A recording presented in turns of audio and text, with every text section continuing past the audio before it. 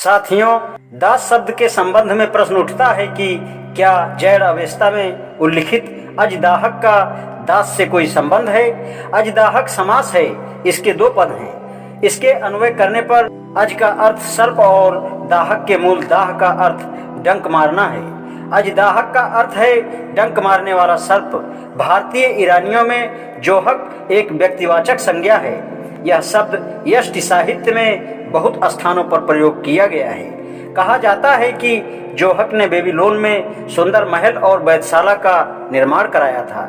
शक्तिशाली शैतान के प्रधान अंगार मैनू ने अजदाहक को विश्व की पवित्रता नष्ट करने के लिए उत्पन्न किया और इस अजदाहक ने भारतीय ईरानियों के सम्राट इमा को युद्ध में परास्त कर मार डाला। इमा को अवेस्ता में छेता कहते हैं, जिसका अभिप्राय प्रकाशमान या शासक से है। इसके मूल छी के दो अर्थ हैं, प्रकाशित रहना, शासन करना।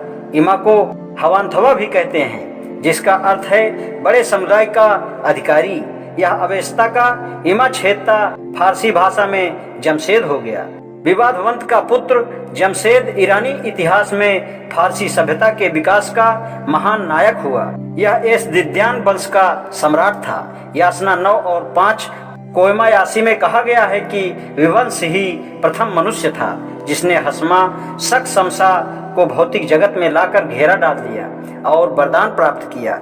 इससे उस इमा पुत्र की प्राप्ति हुई जो मनुष्यों में सूर्य के साथ प्रकाशमान था और उसके साथ अमृत प्राप्त मनुष्य, पशु, पक्षी, फल और सदाबहार पेड़ पौधे उत्पन्न हुई। इमा को व्यक्तित्व दैवी या कभी ना मुरझाने वाला हमेशा ताजगी से परिपूर्ण था।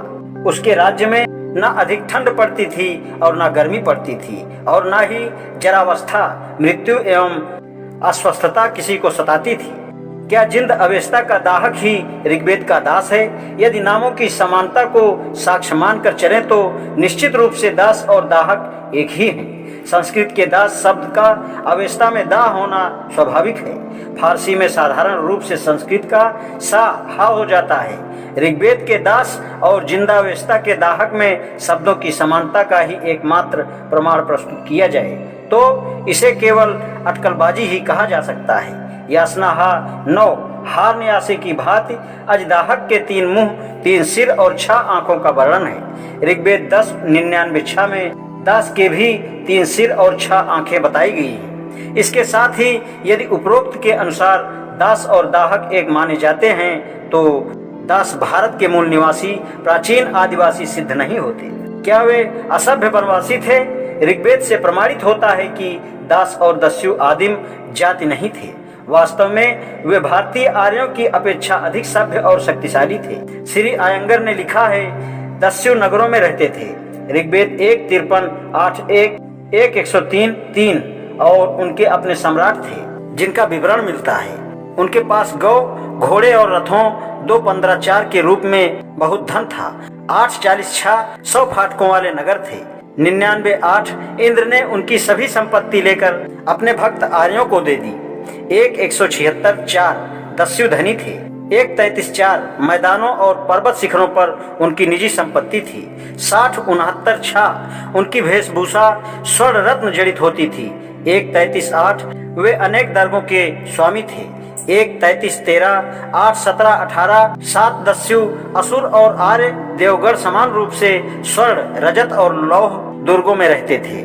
6:23 अथर्ववेद 5:28-9 ऋग्वेद 2:20-8 इंद्र ने अपने उपासक दिवोदास की प्रार्थना को ठुकराते हुए पत्थर के 100 दुर्गों को ध्वस्त कर दिया।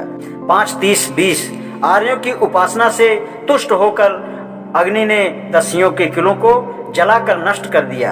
7:5-3 जहां आर्यों के पस बंद थे, पत्थरों के उन कारागारों को बृहस्पति ने तोड़ दिया। 4:67-3 दस्युओं के पास आर्यों के समान रथ थे जिन पर आरूढ़ होकर उन्होंने युद्ध किया। 8:24-27 3:30-5 2:15-4 आज इतना ही। शेष कल। धन्यवाद।